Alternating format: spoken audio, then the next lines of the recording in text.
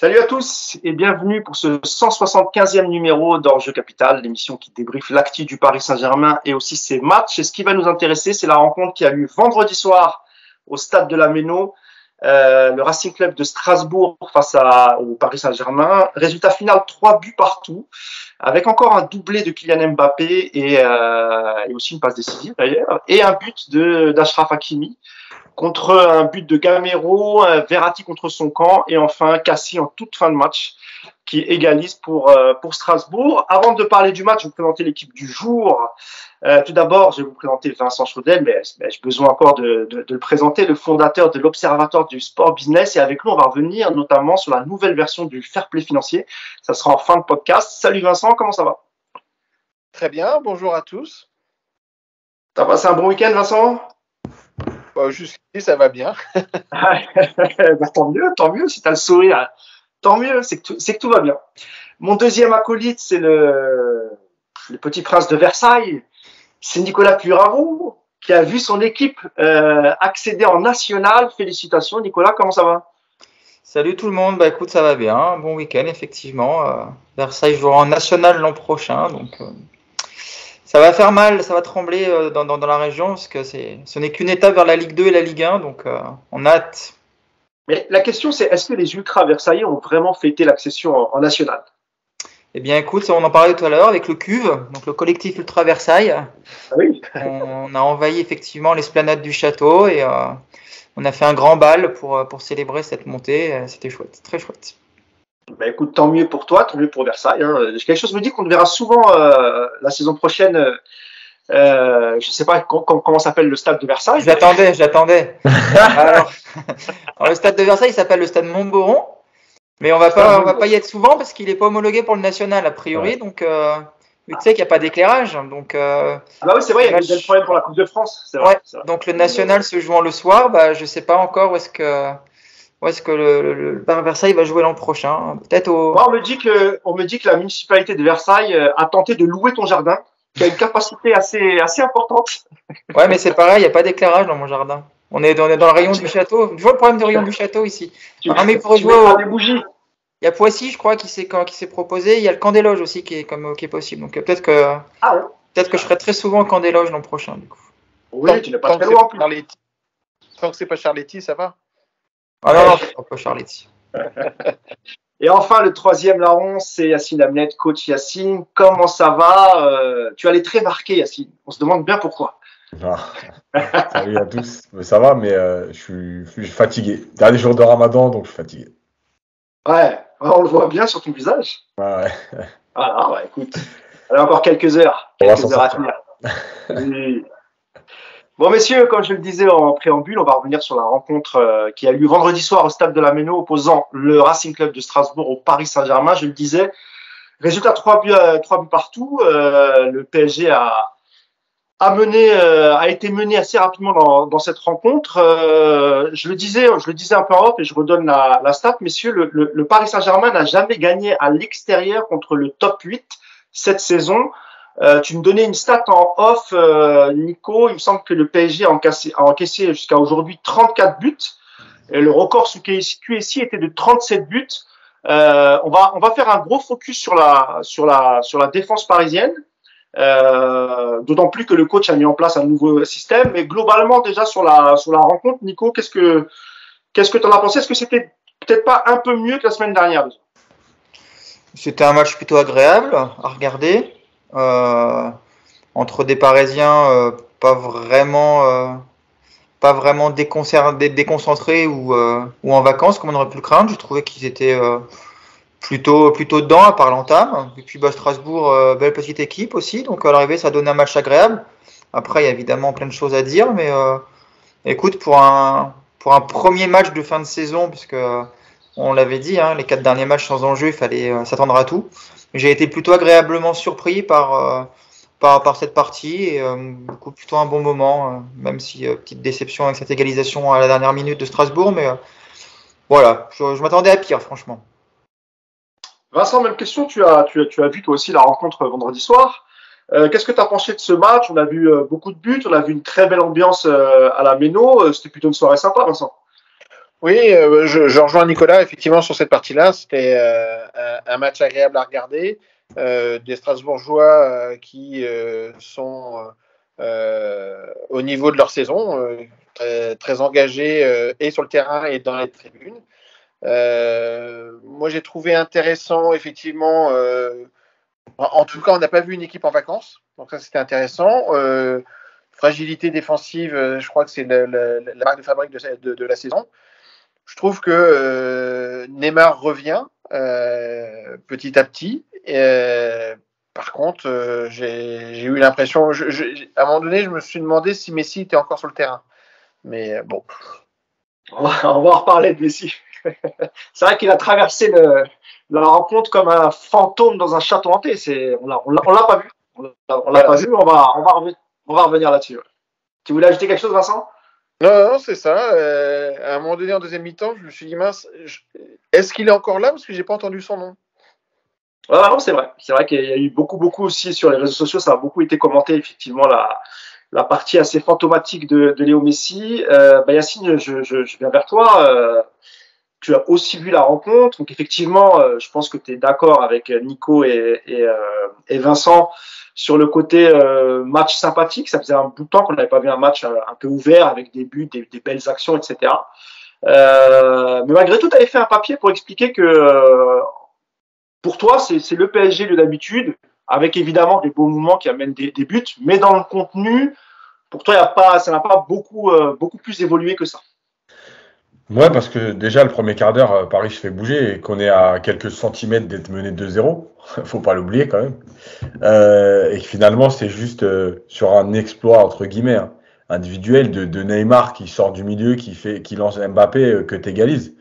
Moi, j'ai vu un match effectivement vivant. Et faut bien aussi reconnaître qu'il faut être deux pour faire un bon match. Donc, à partir du moment où Strasbourg avait décidé de jouer, ça a aidé. J'ai pas vu, par exemple, les latéraux plus utilisés que d'habitude. J'ai pas vu le milieu de terrain être exceptionnel, à part Verratti qui sort encore une fois des pressings, etc. Donc, j'ai vu une défense qui est en souffrance et notamment le meilleur, ça a été celui qui a le moins joué de la saison. donc voilà. Maintenant, en fait, je pense que on a tellement vu de purges, mais de purges globales avec l'adversaire, c'est-à-dire que l'adversaire qui attend, Paris qui sait pas quoi faire, qui joue en marchant, qu'on se dit ouais c'était bien en fait vendredi. Mais oui c'était un match vivant, mais dans le contenu j'ai rien vu de plus que d'habitude. Et j'ai rien vu de plus que d'habitude jusqu'au coaching, puisque notre coach a décidé donc de faire n'importe quoi dans le coaching jusqu'à la fin. Donc écoute, il faudra rien changer. Tu sais très bien, Yacine, que dans ce podcast, on garde toujours 10-15 minutes pour flinguer Pochettino et son coaching. Ouais. Ne t'inquiète pas, nous y viendrons tout à l'heure. Pour rentrer un peu dans le vif du sujet, dans le match en lui-même, Nicolas, moi je voudrais qu'on parle aujourd'hui principalement de la défense parisienne. Alors oui, Pochettino a changé de système depuis 3 matchs. Il a positionné son équipe en 3-4-3 en intégrant Sergio Ramos. Mais il y a 2 éléments dans cette défense qui sont, voire peut-être 3, parce que tu l'as dit, Yacine, Ramos, c'est difficile de le juger parce qu'il prend à peine un peu de rythme, il enchaîne un peu les matchs. Mais globalement, quand il est là, c'est plutôt satisfaisant pour quelqu'un qui n'a pas joué depuis presque un an. Par contre, il y a 3 éléments qui sont inquiétants depuis quelques temps. C'est Donnarumma, Marquinhos, Kimpembe et Marquinhos. Nico. Oui. Oui, Ils sont inquiétants. Ça m'a réveillé. Non, c'est pas grave, Mousse. Tu sais, c'est le 1er mai aujourd'hui, hein, donc en principe, on ne travaille pas, donc heureusement qu'on est payé double. Hein. Ouais, mais la défense, elle est. Tu sais, on l'avait dit lors de. Je sais pas si c'était le dernier podcast ou celui d'avant. C'est très bien d'être passé, de tenter cette défense à 3. On a dit qu'on avait un profil de joueur qui correspondait vraiment bien à ça, et notamment les latéraux. Maintenant, il suffit pas juste de mettre une défense à 3 et puis ça va devenir formidable dans l'animation. Le bloc bas dans une défense à 3, il est problématique parce que tes latéraux, ils sont pas dans là où ils doivent être normalement. Ta manière de toujours jouer dans l'axe et de jamais aller chercher sur les côtés, du coup avoir les 2 latéraux, ça sert à rien non plus. Donc à l'arrivée, c'est très bien déjà comme dispositif parce que moi je pense que c'est ce qu'il fallait faire depuis le début de saison. Maintenant, on le voit qu'en termes d'animation, cette équipe n'est absolument pas prête à jouer comme ça, parce qu'il n'y a pas d'automatisme, il n'y a pas de circuit de passe, il n'y a pas d'idée de jeu. Donc on les a disposés comme ça et je pense que c'est mieux, mais maintenant pour que ce soit efficace, il faudrait que ça se travaille sur la durée. Yacine le dit, on n'a absolument pas joué sur nos deux latéraux. Je crois que le PSG est l'équipe d'Europe qui centre le moins. Voilà, c'est quand même incroyable.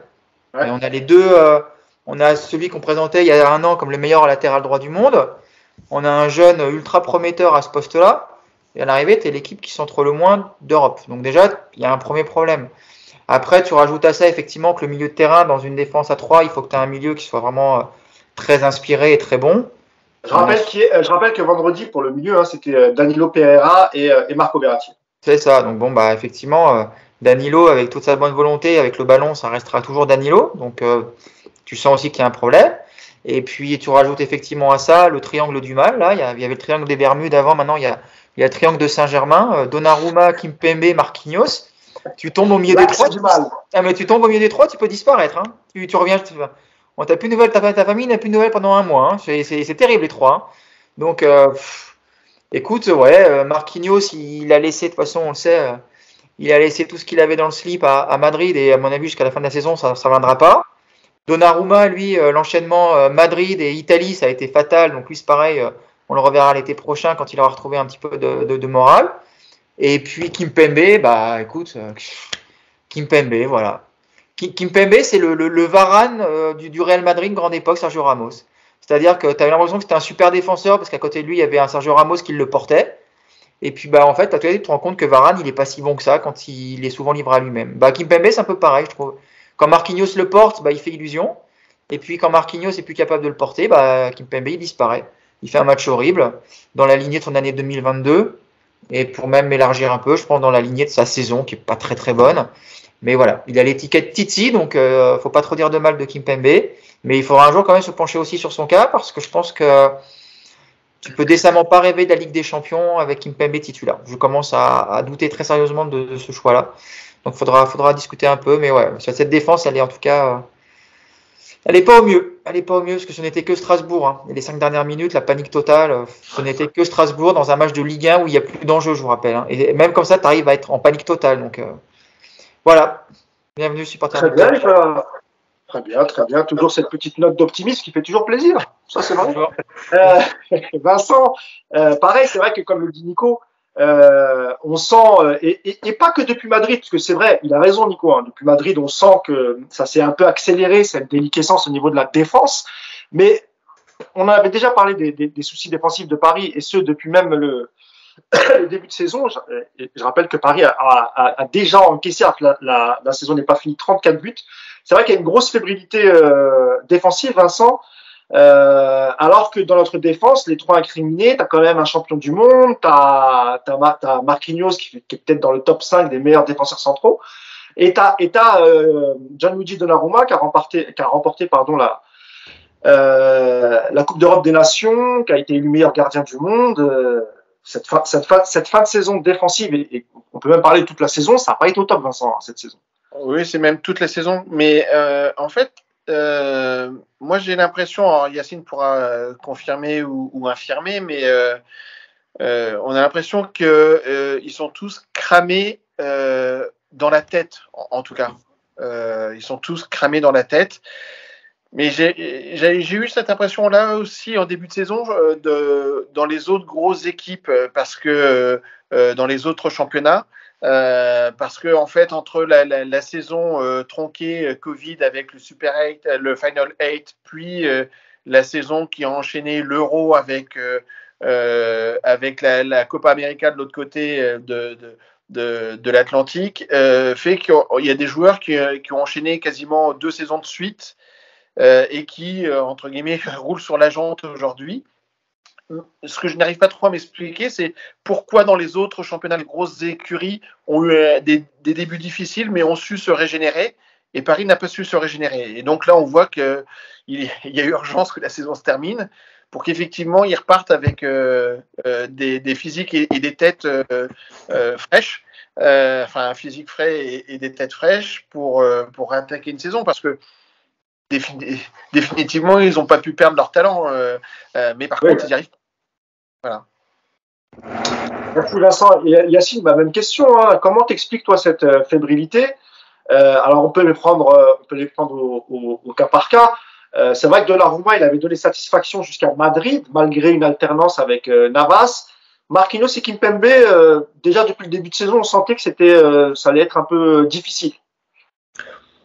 Ouais, Marquinhos, je suis un peu moins d'accord parce qu'on l'avait même encensé jusqu'à décembre, mais on disait que c'était lui qui tenait derrière. Donc non, Marquinhos, je pense vraiment qu'il y a un tournant sur Madrid.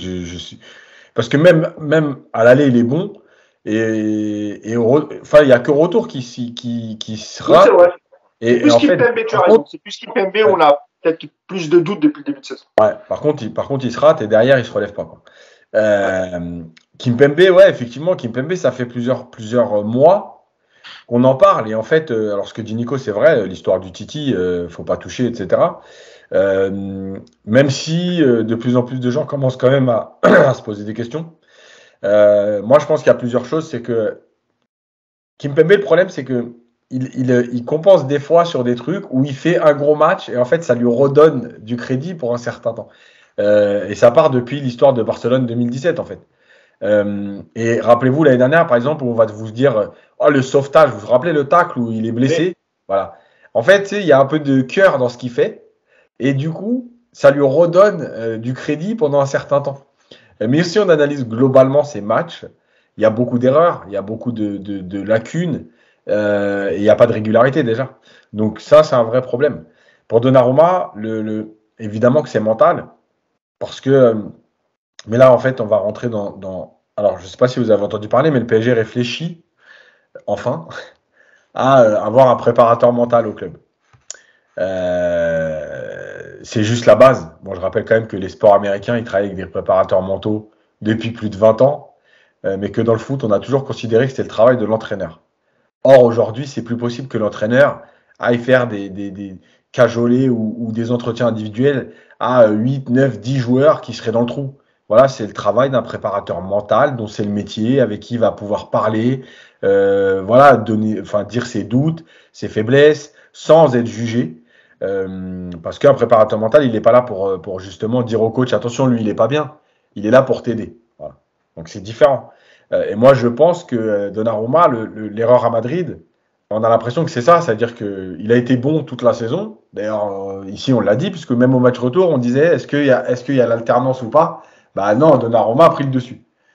Et finalement, cette erreur-là, derrière, en fait, c'est pas qu'il n'est pas bon, c'est qu'il est plus décisif, il fait plus d'arrêt. On a l'impression de revoir le Areola de... Vous vous rappelez, il y a une saison où Areola, il prend, en 10 matchs, il prend 8 frappes, 8 buts. Dès que c'était cadré, ça faisait but. Bah, en fait, moi, j'ai vu la même chose parce que sur la frappe de Gamero, son positionnement, il est un peu bizarre, il est un peu accroupi. Il met pas les mains, il met la poitrine, on ne sait pas trop ce qu'il veut faire. Bref, en fait, il fait plus d'arrêt. Voilà, c'est pas le but de Gamero, il est très beau. C'est pas une erreur de Donnarumma, mais il fait plus d'arrêt.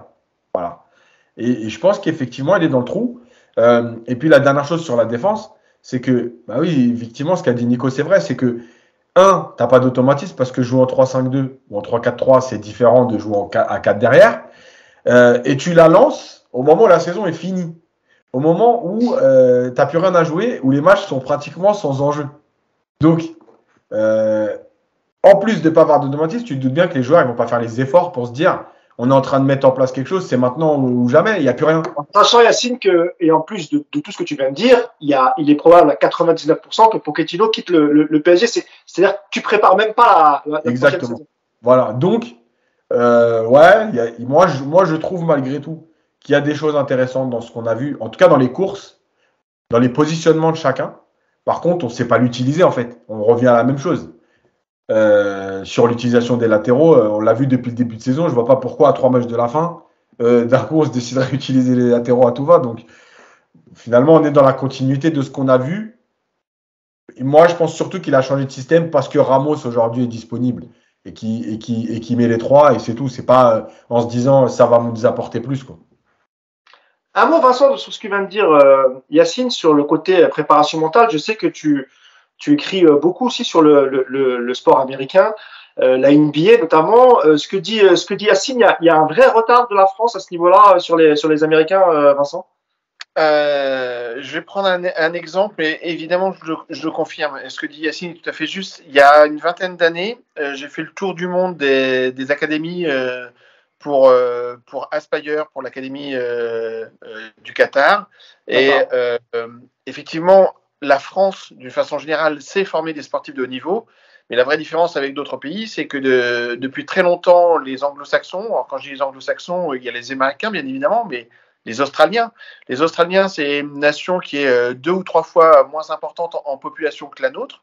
Et si on regarde les classements dans le sport en général, elle est souvent devant nous. Eh bien, cette donnée de préparation mentale, elle est beaucoup plus développée chez les anglo-saxons que chez nous. En général et dans le football en particulier. Donc oui, Yacine a tout à fait raison. Et quand on parle de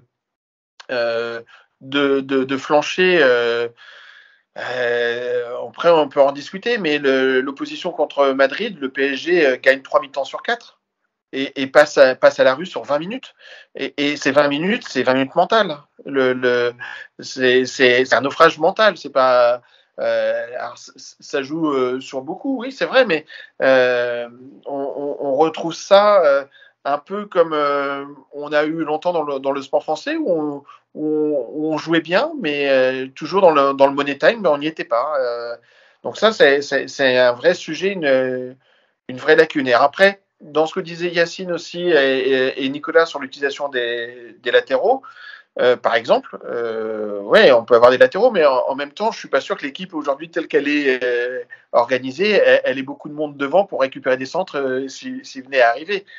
Donc effectivement, je rejoins Yacine, c'est plutôt un passage à 3 parce que Ramos est enfin prêt, que une organisation voulue et une équipe mise en place pour qu'il y ait beaucoup de centres et beaucoup de têtes, par exemple. Non, je comprends, merci. On a fait un petit aparté, mais peut-être que Nicolas, il voulait peut-être aussi réagir là-dessus. Sur Donnarumma et le côté mental, Nico, c'est vrai que lui, il a plutôt eu la confiance de Pochettino parce qu'il était titulaire à l'aller, il est titulaire au retour. Normalement, ça aurait dû avoir l'effet inverse, Nicolas. Il aurait dû faire le plein de confiance. Et pourtant, à la première boulette, de la boulette à Madrid jusqu'à aujourd'hui, on a l'impression qu'en une seule boulette, il a tout perdu. Alors déjà, je vais quand même préciser que c'est pas une boulette de Donnarumma, parce qu'il y a faute sur lui. Je rappelle quand même que. Quand je dis boulette, tu m'as compris. C'était oui. Revenir. Il fait une action qui permet à Benzema de faire faute sur lui. Voilà. Quand je dis boulette, c'est qu'il aurait peut-être pu dégager au lieu de vouloir chercher à crocheter. Voilà. Donnarumma, il y a plein de choses. Moi, je trouve qu'il explique sa saison. Déjà, il y a la concurrence avec Navas, qui a été finalement pesante. C'est la première fois qu'il est en concurrence comme ça dans un top club. Il découvrait la Ligue des Champions cette année. Il arrive dans un nouveau pays, une nouvelle culture, enfin une nouvelle langue. C'est pas évident et il se retrouve comme ça à jouer un match sur 2 avec un autre gardien. Donc forcément à l'arrivée tu peux le payer. Ils en ont parlé tous les deux d'ailleurs. Ouais, en plus à l'arrivée ils le payent tous les deux. Je pense aussi vraiment que plus que Madrid, moi je pense que c'est l'Italie qui l'a beaucoup marqué. L'élimination du mondial face à la Macédoine. Je pense que ça a laissé beaucoup de traces. Ouais, c'est vrai. Et puis maintenant, effectivement, il est un peu moins. Enfin, il est ouais, comme Yacine le dit bien, il sait même pas qu'il fait des grosses bourdes. Après, peut-être sa sortie contre Marseille où là, il est vraiment fautif, je trouve. Mais sinon, c'est vrai, c'est juste qu'il est moins, voilà, il est moins décisif. Mais je suis pas trop inquiet pour lui. Faut pas non plus tout voir ça. Après, sur le côté mental, évidemment que le PSG a besoin d'un coach mental. Je dirais même de plusieurs coachs. Ça serait pas un mal. Je rappelle que la seule fois où le PSG a pris un coach mental, c'était en 96 et c'était Yannick Noah. Donc voilà l'expérience, quoi. C'est pour dire le niveau d'expertise du club en termes de coach et de cet aspect mental. Donc il y a du boulot sur cet aspect-là. Et ça fait évidemment du bien à cette équipe. Évidemment, on voit bien que c'est fragile dans les têtes.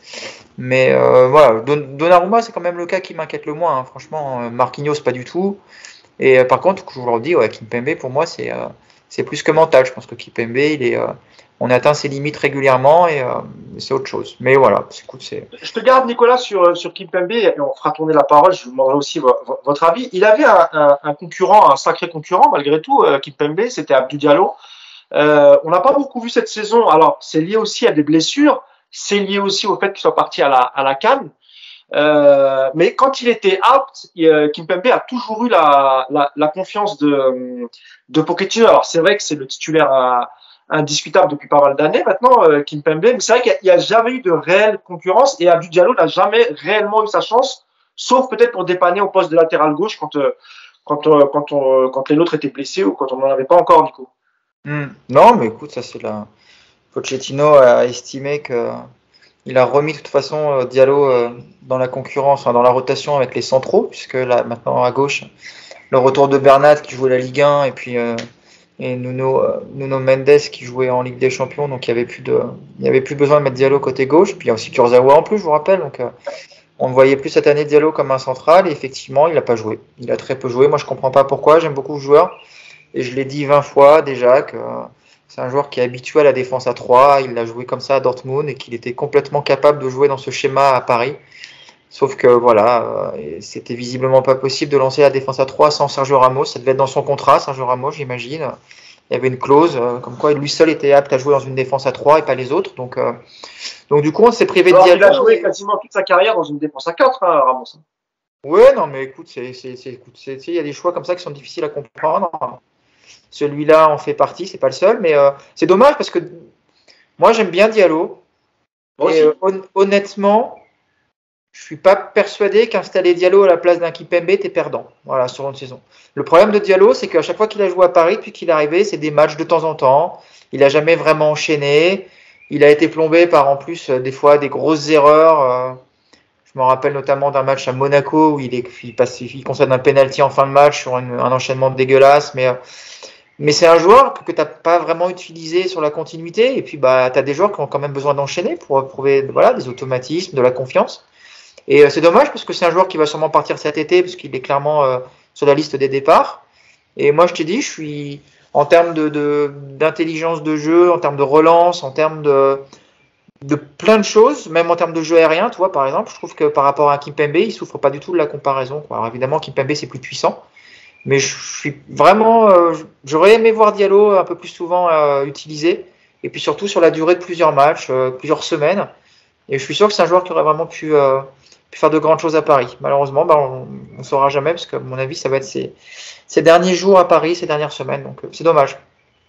Oui, parce que là, il fait sa troisième saison au Paris Saint-Germain. C'était Leonardo qui l'avait fait venir à l'été 2019. Même question, Yacine. Kimpembe n'a pas eu de souci avec la concurrence cette saison et même carrément depuis l'arrivée de Diallo. Moi, je trouvais que Diallo, techniquement, il est peut-être un peu au-dessus de Kimpembe, notamment dans la relance. Ça lui aurait fait du bien aussi à Kimpembe, Yacine, de lui montrer que la place n'était pas acquise et qu'il pouvait lui aussi aller sur le banc et qu'il y avait un joueur comme Diallo qui est champion d'Afrique avec le Sénégal. Oui, de toute façon, c'est sûr que ça lui aurait fait du bien. Parce que je rappelle aussi que dans son excellente gestion de l'effectif, Pochettino, il a quand même utilisé Kimpembe, je crois, sur les 15 ou 16 premiers matchs d'affilée. Il joue en entier, plus il y a un ou deux passages en équipe de France. Alors qu'il n'avait pas fait de préparation. Vous vous rappelez qu'il revient juste avant le Trophée des Champions, qu'il joue le Trophée des Champions tout de suite, très vite, parce qu'il n'y a pratiquement pas d'équipe à cause de toutes les absences. Donc en fait, déjà il l'a pas aidé Kimpembe en plus de pas lui mettre de concurrent. Le problème de Diallo, c'est que vous avez répondu à une partie de la question sur l'histoire il était au départ, en tout cas le temps que Bernat revienne dans l'alternance latéral gauche. Le problème, c'est que Diallo, en fait, il a besoin d'être bien. Il a besoin d'enchaîner pour être bien. Le problème, c'est qu'il n'enchaîne pas, mais pas non plus que de la faute du coach. Je regardais là rapidement sur les blessures sur Transfer Market. Il vient encore de manquer 41 jours. Donc, le problème de Diallo, c'est sa fragilité. À chaque fois moi, j'ai été très dur avec lui. Et j'y croyais pas. T'as été dur quand il jouait au poste de latéral gauche. Oui. En même temps, il a précisé parce qu'on l'a tellement rarement vu en défense centrale. Il a dû jouer 8 matchs sur 10 en latéral gauche. Et rappelez-vous, avec Tourelle, il a même joué une fois stopper, défenseur axial droit. Donc c'était compliqué d'être pour lui. Mais donc pour revenir là-dessus, le truc c'est que moi j'ai été plutôt dur avec lui. Mais en même temps, dès qu'on avait un semblant d'espoir, il se reblessait. Et il manquait 3 matchs. Et après, il revenait. Donc, voilà, le problème de Diallo, c'est qu'effectivement, il y a cette concurrence avec Kimpembe qui a l'air plutôt faussée. Mais il y a en plus le fait que lui manque trop de matchs sur blessure. D'ailleurs, Yacine, tu me confirmeras, mais il joue quasiment titulaire tous les matchs de la CAN et il se reblesse à son retour en février, il me semble, janvier-février, je ne sais plus. Pour finir la saison avec le PSG, il a enchaîné pas mal de pépins physiques jusqu'à présent. Mais voilà, ça fait trop de blessures au PSG. Et donc, à un moment donné, il faut quand même se poser la question. C'est-à-dire que lui aussi, il passe entre les gouttes parce qu'il parle bien, parce qu'il est plutôt intelligent, parce que quand il joue, en tout cas, lui, il donne tout. Il ne se cache pas. Mais malgré tout, en termes d'absence, on doit être sur du niveau Neymar, Verratti de la saison dernière, etc. En termes d'absence, c'est-à-dire que déjà, il n'est pas titulaire. Donc, il risque pas de jouer 50% des matchs. Mais même quand il est dans le groupe, même être dans le groupe, il ne doit pas être à 50% dans le groupe. Donc c'est vrai que là maintenant, il faut commencer à se poser des questions sur est-ce qu'il est... Et moi, je ramène toujours les blessures. Il y a effectivement le côté physique du joueur, etc. Mais malgré tout, vous ne pouvez pas enlever le mental dans les blessures.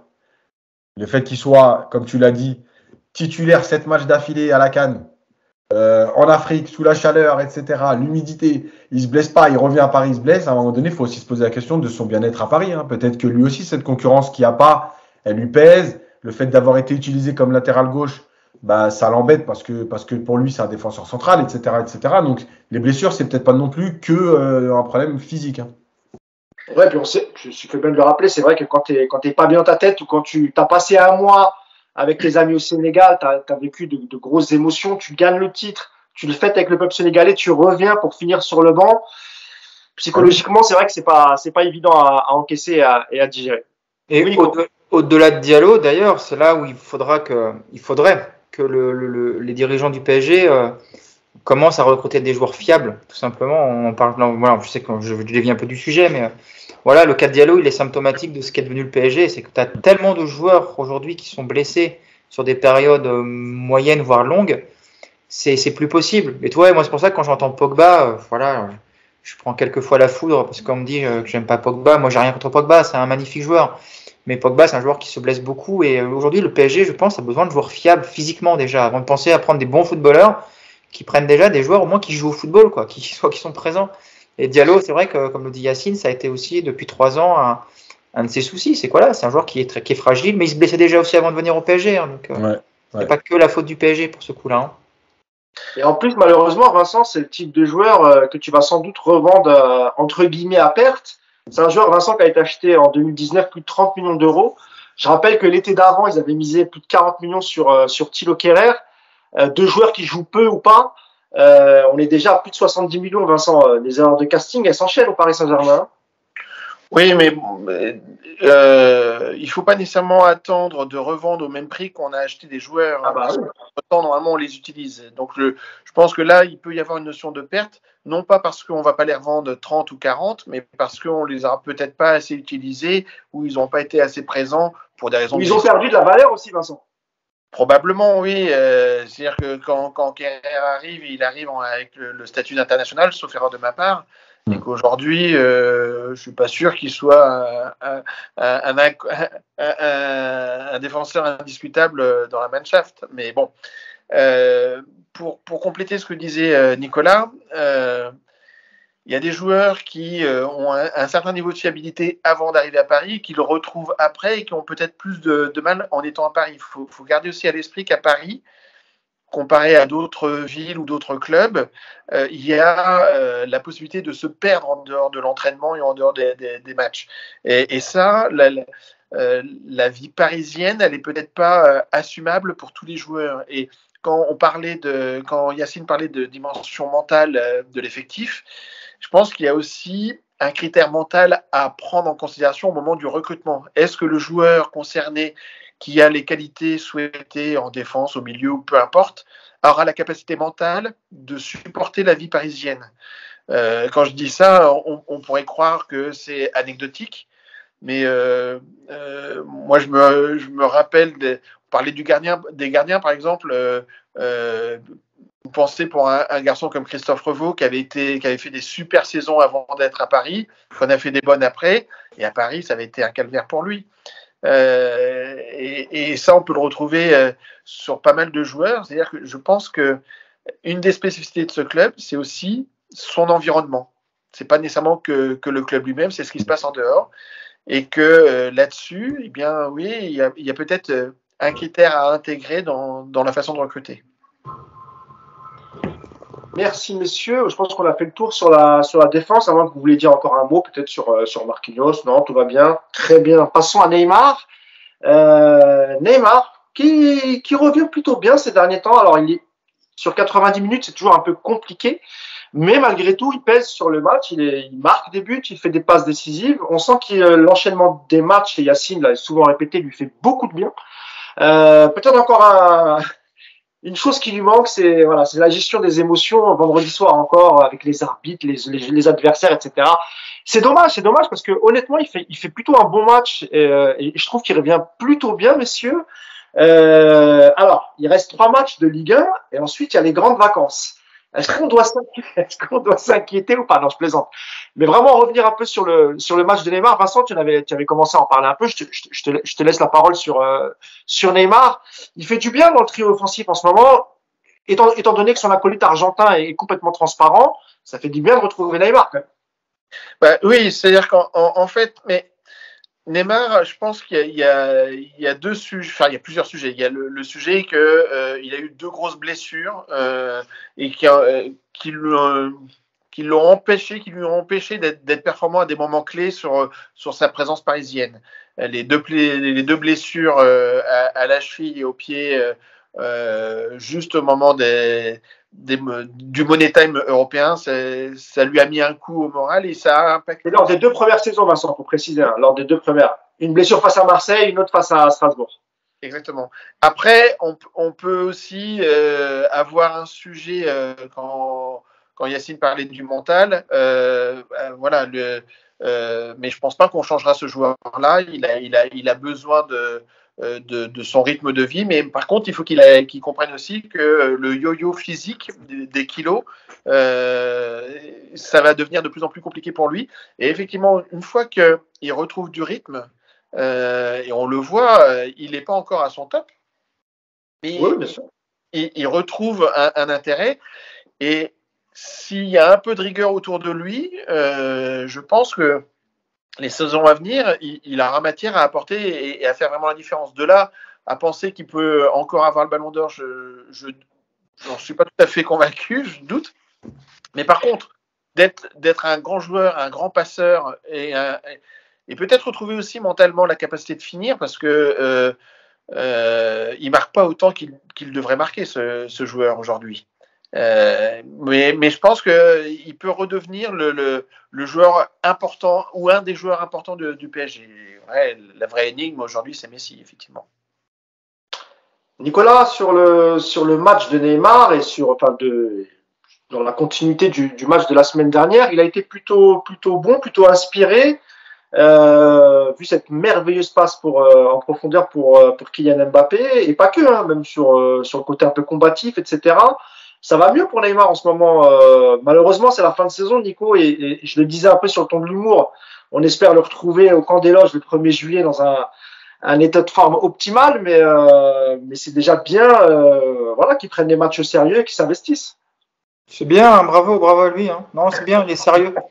Mais je me doutais un peu de ta réponse. Mais... Non, mais c'est bien, écoute, 35 millions par an, le mec, il prend les matchs au sérieux, bah déjà, bravo à lui. Franchement, on va le remercier d'être professionnel, d'être présent pour 3 matchs de suite sans se péter, de marquer des buts contre Clermont, de faire des passes contre Strasbourg. Super, bravo à lui, bravo Neymar, belle saison. D'ailleurs, il l'a dit lui-même, on est une grande équipe, on a fait une grande saison, donc bah écoute, tout est dit.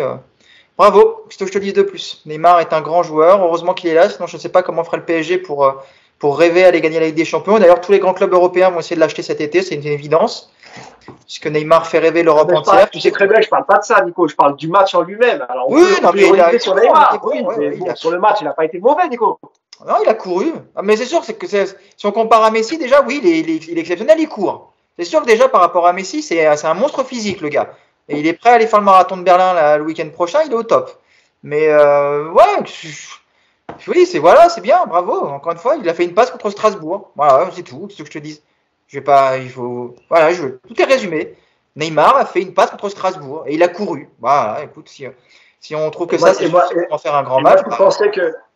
Non, mais toi, ça dépend après où tu mets le critère d'exigence. C'est sûr que par rapport à Neymar, des Vraiment. fois on se dit, il a fait, c'est sûr que déjà, au moins il bouge. Voilà, on peut pas lui retirer ça. En fait, lui moi, retirer des vivacités. la question, Nico, c'est qu'on sait qu'il ne quittera pas le PSG cet été. Tu l'as dit pour toutes les raisons que tu viens de citer. Il ne quittera pas le Paris Saint-Germain. La question était plutôt de savoir si, voilà, en le voyant finir la saison de cette manière, est-ce que t'es un peu optimiste? Il est là, autant l'utiliser. Mais j'ai l'impression que non, il n'y a pas d'optimisme, il n'y a rien, il n'y a pas de. Je sais pas, il passe les vacances au camp des loges à s'entraîner ou il part au Brésil faire la Nouba, ça dépend. Ouais. Si t'as une Mais il y aura info, peut-être tu une me prise dis de conscience. Ah ben, si tu me dis que si tu as une info et qu'il a pris s'il a loué une roulotte à Saint-Germain et qu'il va passer un mois sur le terrain du camp pour s'entraîner, alors je te dis ok, nickel. Mais par contre, s'il part faire la bringue avec ses potes, non, il sera pas optimal en juillet, ça c'est sûr, on le connaît Neymar. Hein. On peut peut-être Non, lui mais mettre. peut-être que Yacine, il y a peut-être moyen qu'Yacine l'emmène avec lui au Canada pour un On peut lui stage mettre- avec la PSG Academy. On peut lui mettre un objectif de kilos en retour. Oui, mais en général, Vincent, c'est le cas. Hein. C'est-à-dire qu'ils ont un programme. Je parle sous contrôle de Yacine. Tu peux peut-être expliquer, Yacine, comment ça se passe. On fait une petite aparté. On reviendra sur Neymar après, mais c'est ça. Hein. Ils ont des consignes. Ils ont pour les vacances. Ils ont un programme musculaire, physique, etc. En gros, comme ils coupent à peu près entre 4 et 5 semaines maximum, on considère qu'au bout de 15 jours, tu repars presque à zéro. En tout cas, pour les sportifs de très haut niveau. Tu perds plus de 50% de tes capacités. Donc, en fait, à partir de 2 semaines de vacances, ils ont un programme pour se remettre en route et pour pas arriver à zéro quand ils vont C'est la réathlétisation, c'est ça? Voilà. Et le truc, c'est que en général, quand tu fais le premier entraînement, tu sais si les mecs l'ont suivi ou pas. Avec Neymar, t'as pas besoin de lui faire l'entraînement, il y a juste à regarder. C'est tout. Donc voilà, oui, ils ont un programme. Après, pour le poids, normalement, oui. Après, c'est toujours pareil.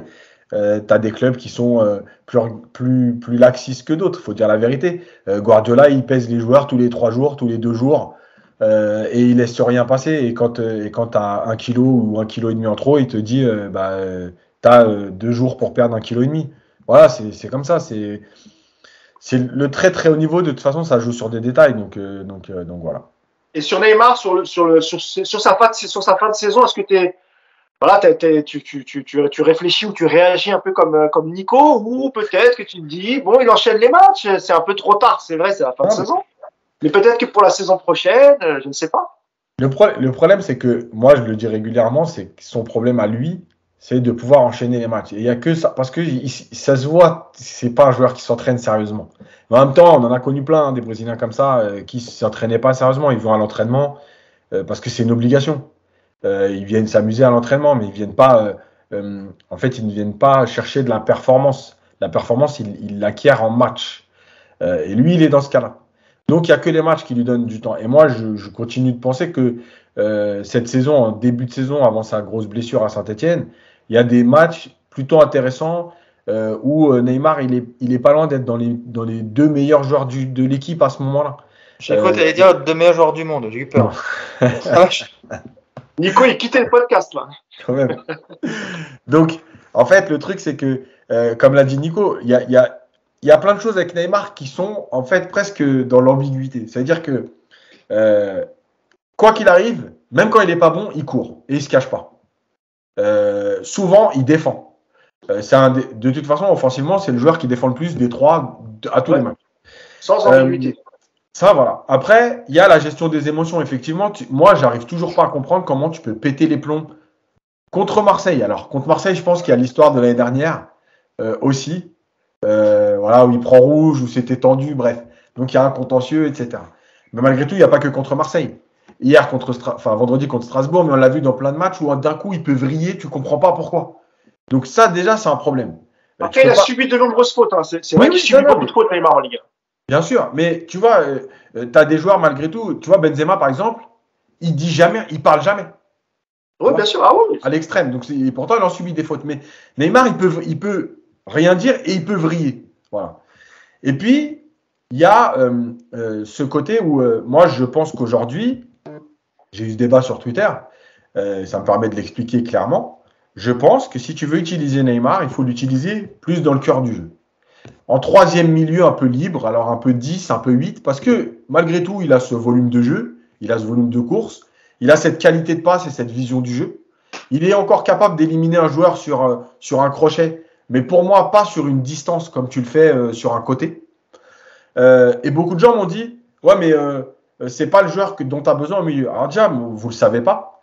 Il y a quelqu'un qui m'a donné cet exemple et ça m'est revenu. Le repositionnement de Daniel Bravo avec Luis Fernandez. C'est la plus grande réussite de Luis Fernandez. Rappelez-vous ce qui est devenu Bravo. Il le met devant la défense. Voilà, c'est un attaquant, il devient 6. Et non seulement il devient bon et très bon, il fait des grands matchs de Ligue des Champions. Rappelez-vous contre le Bayern, la saison où PSG va en demi-finale. Il fait derrière, il signe à Parme. Donc sa carrière, elle est relancée par ce repositionnement. Ça arrive d'être repositionné un peu plus bas dans le cœur du jeu, etc. Et moi, je pense qu'il peut avoir un peu le rôle d'un De Bruyne avec City. Ce joueur capable. Tu le vois en 10 ?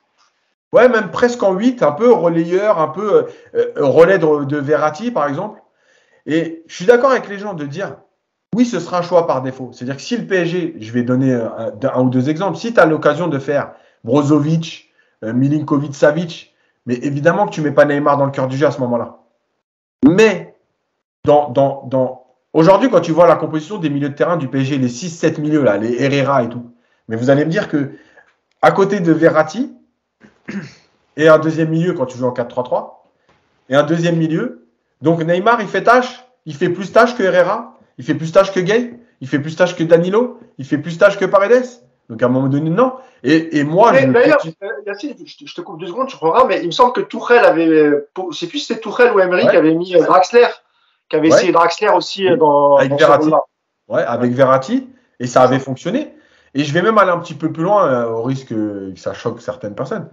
Mais dans certains matchs, Neymar, avec son activité, vous pensez qu'il ne fera pas aujourd'hui, je ne parle pas d'il y a 4 ans, aujourd'hui, les matchs de Kroos, vous les avez vus les matchs de Kroos avec le Real? Vous pensez vraiment que Neymar il va faire moins que Kroos?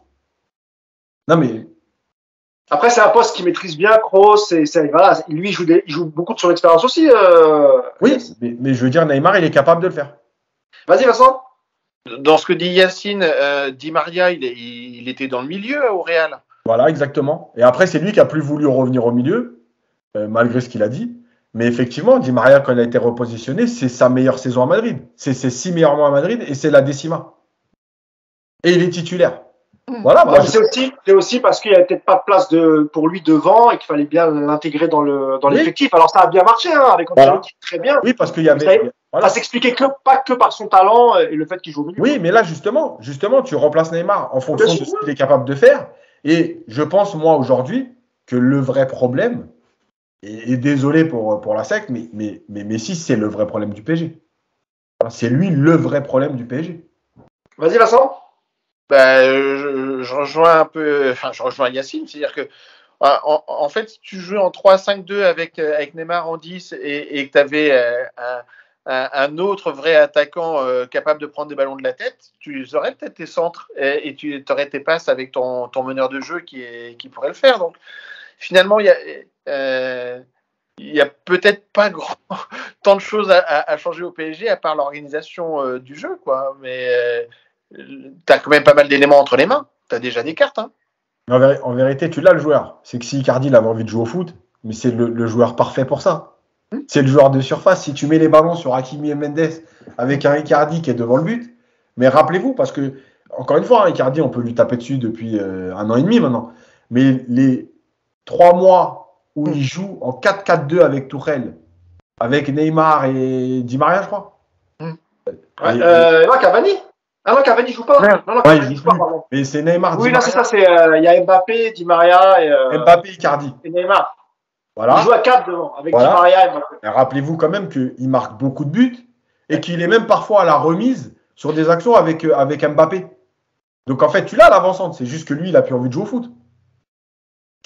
Bon, je pense que sur le match, on a fait le tour. Peut-être un petit mot encore d'Mbappé qui explose encore les compteurs. Il ne veut plus s'arrêter. Il a 24 buts, je crois. 24 buts. Vas-y, Nico. J'avais encore un petit mot sur Neymar, moi, parce que je trouve que j'en ai pas mis assez, je trouve. Je vais m'en vouloir. Fais-toi plaisir, amigo. Moi, j'aimerais bien le voir au milieu, effectivement, comme Yacine et comme Vincent. Mais non pas parce que je pense que ça va marcher, mais pour vous prouver que vous vous trompez. Parce que je pense que pour jouer au milieu de terrain, non, mais la qualité de passe, il l'a, on est tous d'accord. Mais le problème de Neymar, je vois deux grosses limites à le faire jouer plus bas. Alors, dans un rôle de cross, je le vois, mais alors pas du tout, je vous le dis tout de suite. Mais même dans un rôle un peu plus haut, en relayeur, Tena Verratti. Premièrement, je pense qu'il a toujours ce besoin de briller, de montrer qu'il est décisif par le dribble. Et donc, c'est un mec qui t'endort le ballon et ça va être un problème au milieu de terrain, je pense. Et la deuxième chose, c'est que jouer au milieu de terrain, ça demande quand même un état d'esprit. Faut accepter de prendre des coups, faut accepter d'aller au duel. Neymar, tu le touches, t'as l'impression que tu dois aller en prison, il va pleurer pendant un quart d'heure. Je le vois vraiment pas aujourd'hui s'imposer dans un milieu de terrain et faire ce que fait un Modric, ce que fait alors encore une fois un Kroos encore moins. Mais j'ai pas l'impression qu'il ait l'état d'esprit pour être milieu de terrain. Il faut être un peu guerrier quand même pour jouer au milieu. Et alors lui, je sais pas si vous voyez les duels de Neymar, quoi. Il attend de se faire toucher pour tomber, donc tu le vois au milieu. Après, j'aimerais quand même voir. J'aimerais voir. Juste pour après vous dire, vous voyez, je vous l'avez dit, comme Yacine. On va faire une bonne saison l'année prochaine, Nicolas. Donc je disais avant que Nico ne termine sur Neymar, je voulais juste qu'on dise un mot d'Mbappé. Voilà, quand je cherche encore les buts, les passes D. Il reste 3 matchs. Il y a peu de chances qu'il se fasse rattraper. Hein. Quoique, je crois qu'il a quoi? Il a 2 buts d'avance, 3 buts d'avance sur Terrier. Ben Yedder, il a marqué aujourd'hui alors. Il a marqué Ben Yedder. Ouais. Mais le deuxième, c'était Terrier. Ben Yedder était 3e avec 20, donc il doit être à 21, je crois. Mais il va pas se faire rattraper au niveau des passes décisives, mais s'il joue pas. S'il joue pas? Non, Messi, il joue pas. Messi, il joue pas, pardon, oui, c'est vrai. Oui. Il a 3 buts d'avance. C'est ça, ouais. Donc je pense qu'il va pas avoir. Avec 3 MS qui viennent au parc, a priori, il devrait marquer encore quelques buts, Mbappé. Oui, normalement, il devrait terminer meilleur buteur. Bon, on en parle toutes les semaines d'Mbappé. Je pense que sur le match, on a fait le tour. 2-3 petites brèves avant de démarrer le dossier. Tu peux lui demander s'il a pris sa décision. Pardon? Si tu le crois, si tu peux lui demander s'il a pris sa décision ou pas. Qui ça, Mbappé? Ah oui, j'ai vu aussi les tweets ironiques, moqueurs de notre ami Nicolas Puramo sur Mbappé. Moi, je trouve qu'il a raison, Mbappé, parce que t'étais pas là quand on en parlait en off avec Yacine, Nico, mais alors juste pour remettre dans le contexte, hein, Mbappé après le match, on lui pose la sempiternelle question sur son avenir. Donc évidemment que lui, il a un geste d'humeur et il veut pas y répondre. Et du coup, notre ami Nicolas, toujours prompt à tweeter et à réagir aux déclarations des uns et des autres, s'est empressé de, j'allais dire critiquer, c'est un bien grand mot, mais voilà, ça t'a pas plu la manière dont il a réagi. Non. Enfin, ça t'a pas plu, évidemment. Le tweet était très ironique, donc pas de problème là-dessus. Je trouve juste qu'à partir du moment où il fait traîner la décision et l'annonce, alors que moi, je pense qu'il sait ce qu'il veut faire. À partir du moment où il fait traîner, il doit accepter que les journalistes lui posent la question, parce que si le journaliste lui pose pas la question, il fait pas son travail. Donc évidemment qu'on va lui poser à chaque fois qu'il passe devant la presse. Après, Nicolas, après qu'il veuille pas répondre, il a le droit de pas répondre. De toute façon, on sait tous qu'il attend la cérémonie de l'UNFP pour annoncer en grande pompe son départ devant toute la France entière. Donc il n'y a pas de souci, mais qu'il se plaigne pas qu'on lui pose la question, parce que c'est normal. Voilà, j'ai juste pas aimé le geste d'humeur. Il répond pas, il a le droit de pas répondre. Juste pour te répondre, c'est pas qu'il veut. Attends 2 minutes, Vincent. Juste pour te dire, Nico, lui, le journaliste sait très bien qu'il n'aura pas la réponse. Ok, il fait son job, sauf que à chaque fois qu'il passe en zone mixte, ce qui n'est pas toujours le cas, hein, on lui pose la question. Il a toujours répondu avec le sourire. Il a toujours répondu qu'il répondrait en temps et en heure, etc. Au bout d'un moment, là, t'es frustré, tu te fais rattraper à la dernière seconde, tu fais match nul, etc. Il a lui aussi le droit d'être un peu agacé, qu'on lui pose toujours les mêmes questions, Nico. Voilà, c'est tout. Pour moi, c'était pas méchant. Je peux comprendre qu'au bout d'un moment, alors qu'il a dit le jour où, même s'il a pris sa décision pour toi dans sa tête, le jour où il le l'a toujours dit. Et je crois pas que ça se fera à l'UNFP. Je pense qu'il a quand même un peu plus de respect pour le Paris Saint-Germain pour communiquer ce genre de choses lors du trophée UNFP. Je pense pas.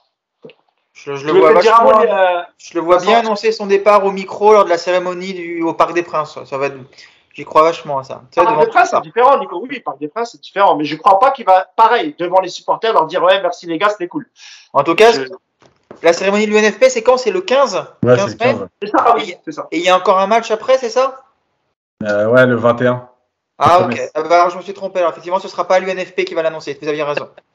Il va l'annoncer en zone mixte dans les couloirs du parc après le match contre Metz, au moment de monter dans sa voiture pour partir. Moi, je pense que il y aura forcément une communication très cadrée autour de l'annonce Ouais, que ce clair. soit, que ce soit la prolongation ou le fait qu'il quitte le Paris Saint-Germain, ça sera vraiment calibré au millimètre. Je ne crois pas que ça ait sa place ni à l'UNFP, ni lors de la remise du trophée au parc. Je pense que ça, c'est juste pas possible. Non plus. A priori, non plus.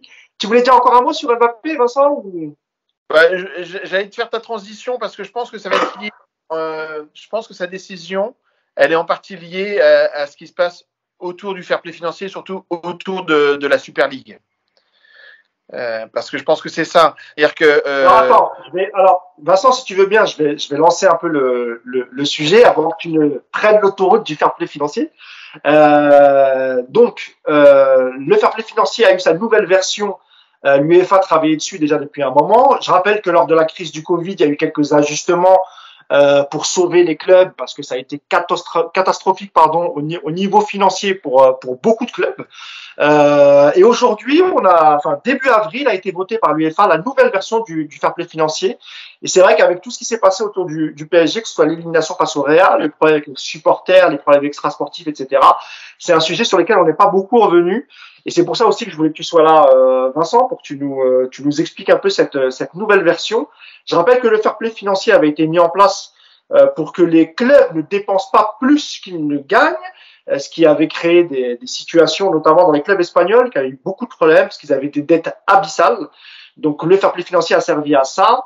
Et aujourd'hui, on s'attaque la nouvelle version, Vincent, mais tu vas nous l'expliquer bien en détail, va s'attaquer plutôt aujourd'hui à la masse salariale, pour que les clubs fassent attention à leur masse salariale et tout ce qui est lié un peu au transfert jusqu'aux primes que les agents doivent toucher, etc. Est-ce que tu peux nous faire un récap de ce qu'est la nouvelle version du fair play financier et ensuite on verra ce que ça peut apporter au PSG. Alors, avant de faire la nouvelle version, peut-être revenir sur la philosophie de départ. Le fair play financier se met en place, l'économie du football en Europe, les clubs, l'économie des clubs, c'est 15 milliards d'euros chaque année. Et c'est 1,5 milliard de déficit, c'est-à-dire 10% de chiffre d'affaires de perdu, en perte tous les ans. C'est ça qui a alarmé Michel Platini, qui a mis en place ce principe-là, qui était un principe qui était basé sur la recherche de l'équilibre des comptes. Donc, avoir des dépenses qui ne dépassent pas les recettes, ou avoir un lien entre dépenses et recettes. Ça, c'était la philosophie de départ. Là où nous, on avait une philosophie en France avec la DNCG qui était un équilibre des comptes, et si pas équilibre, alors un engagement du propriétaire ou des propriétaires à compenser, ou alors une réduction de la voilure parce que encadrement de la masse salariale ou des transferts, voire sanction avec relégation. Donc ça, c'était le point de départ. Il faut garder à l'esprit que en 2017-2018, l'économie globale des clubs passe positive, c'est-à-dire que on est à 600 millions d'euros de bénéfices. Donc on peut, quoi qu'on en dise, le fair play financier a eu un effet positif dans sa globalité, avec un effet pervers, c'est que il donnait un avantage aux clubs historiques, entre guillemets, et qu'il freinait la montée en puissance de nouveaux entrants ou de nouveaux concurrents. Ce qui n'est pas bon pour l'UEFA, puisque l'intérêt, c'est d'avoir une Ligue des Champions incertaine, ou du moins ne pas connaître dès le départ les 4 demi-finalistes. Donc ça, c'était pour le contexte. Ce qui n'était pas prévu, évidemment, c'était la Covid. La Covid a eu beaucoup d'impact puisque les saisons Covid, la conséquence de les saisons Covid, c'est 7 milliards de déficit dans l'ensemble du football européen. C'est énorme, effectivement. Donc, la première chose, ça a été d'aménager le fair play existant et le lisser sur 2-3 saisons pour faire passer le cap. Mais il y a eu un autre effet qui n'était pas prévu, c'est le projet de Super League. Le projet de Super League qui embarque des clubs historiques, et pas des moindres, le Real, le Barça, la Juve, qui, pour le coup, sont en bras de fer. Et gardons à l'esprit que le bras de fer n'est pas fini. Il est juridique, le projet de Super League est de commencer à se faire des formes de Super League aux États-Unis pendant l'été. Il y a tous ces sujets-là qui sont encore dans le pipe au moment où l'UEFA veut lancer sa nouvelle Ligue des Champions à horizon 2024. Donc, il faut voir ce nouveau fair play financier dans ce contexte-là. Et quand je parlais d'Mbappé, c'est que je pense qu'Mbappé, à l'âge qu'il a, s'il doit aller au Real un jour, je serais à sa place, j'aurais tendance à attendre que ce problème se règle avant d'être sûr de basculer dans un club qui pourrait être sanctionné, qui pourrait être du mauvais côté de la bascule. Mais bon, ça, c'était pas le sujet mais je pense qu'il y a un lien quand même entre les deux affaires. Le nouveau fair play financier, lui, il va être beaucoup plus, au lieu d'être sur l'équilibre, il va être beaucoup plus sur la limitation de la masse salariale. Ça va être ça, et il s'inspire de ce qui se passe aux États-Unis. C'est-à-dire, il s'inspire de deux choses, d'un ratio de chiffre d'affaires dédié à la masse salariale. Saison 23-24, 90% maximum dédié à la masse salariale, ce qui est énorme, ce qui est beaucoup trop, mais qui est la... On va dire qu'il resterait que 10% à certains clubs du chiffre d'affaires pour faire vivre les structures, etc. On est d'accord, Vincent? Oui, mais en fait, c'est que l'UEFA part du principe qu'il y a eu des contrats qui ont été signés sur plusieurs années avant la crise Covid et que du coup, il faut laisser un temps d'ajustement aux clubs pour ajuster leur masse salariale avec leurs revenus qui ont été impactés par la crise Covid. À part pour le PSG qui réussit quand même à signer cet été beaucoup de joueurs avec des salaires mirobolants. Je pense à Messi, à Ramos. Après, c'est des joueurs gratuits. Le PSG génère beaucoup Le PSG génère beaucoup de revenus, donc c'est pas un club qui aujourd'hui est le plus embêté. Un club comme Monaco, alors j'avais fait quelque chose sur ça, sur les parts de salaire dans la masse salariale, dans les revenus. J'ai plus tout à fait les chiffres en tête, parce que ça fait quelques mois maintenant, mais il me semblait que c'était Monaco le club qui était le plus déséquilibré de ce point de vue-là. Et je crois qu'on était sur quelque chose comme 120% en fait.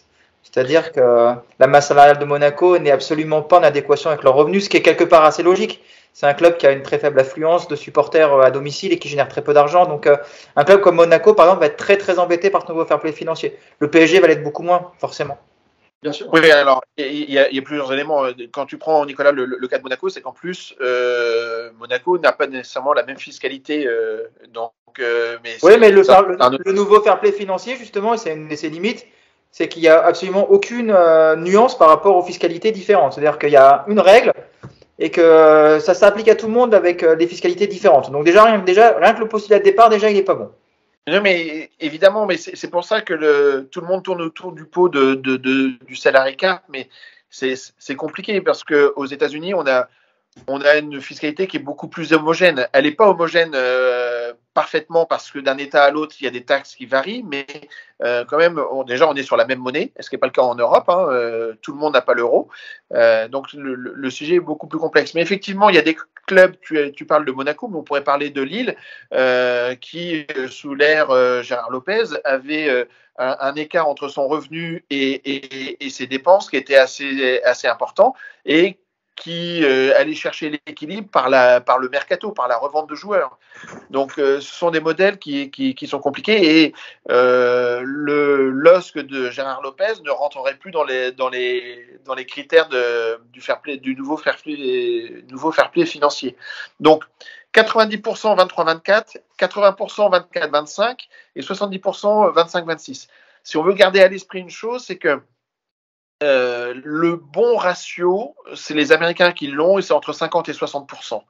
Entre 50 et 60. Donc, déjà, rien qu'à 70, normalement, on est au-delà de la part raisonnable. Mais on comprend l'idée de ce que veut faire l'UEFA avec deux autres éléments. Une notion de luxury tax, c'est-à-dire qu'un club qui irait au-delà de ce ratio-là, qui en 25-26 aurait 75% par exemple de son chiffre d'affaires dédié à la masse salariale, il aurait à ce moment-là une taxe qu'il devrait payer à l'UEFA et l'UEFA pourrait reverser une partie de cette taxe au club qui serait vertueux, qui aurait bien respecté les critères. Donc ça, c'est le système.